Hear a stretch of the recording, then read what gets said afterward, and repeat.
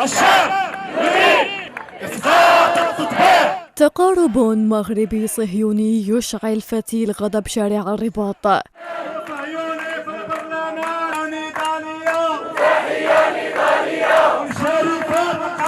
فزيارة ما يسمى برئيس الكنيست الصهيوني كانت القطرة التي أفاضت الكأس ودفعت الجبهة المغربية لدعم فلسطين بالانتفاضة أمام البرلمان رفضاً للخطوة وتعبيراً عن تضامنها مع الشعب الفلسطيني لتؤكد مواصلة نضالها لإسقاط التطبيع.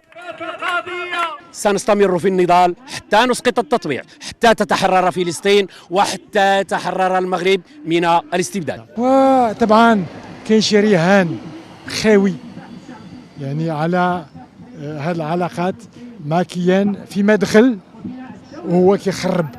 لا زال المغرب يلود إلى حليفه الصهيوني ويعمل على تعزيز التعاون بين البلدين، لا سيما بعد تشكيل مجموعة الصداقة البرلمانية المغربية مع الكيان بهدف تطوير علاقتهما، ضاربا عرض الحائط انتفاضات الشارع المغربي الذي وفي كل مرة يستنكر خيانات المخزن تجاه القضية الأم.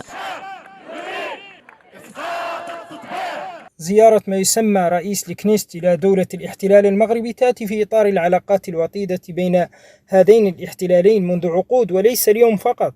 المغرب لديه تاريخ حافل بالخيانات وطعن الأشقاء في الظهر، كما لا ننسى ولن ننسى القمة العربية مثلا عام 65 900 وألف، واحتلال للصحراء الغربية عام 75 900 وألف، واتهاماته المتواصلة وتآمره على الجزائر وغيرها من الأحداث والخيانات. يحاول هذا الكيان القاصب وحليفه الاحتلال المغربي بكل الطرق زعزعة أمن واستقرار المنطقة.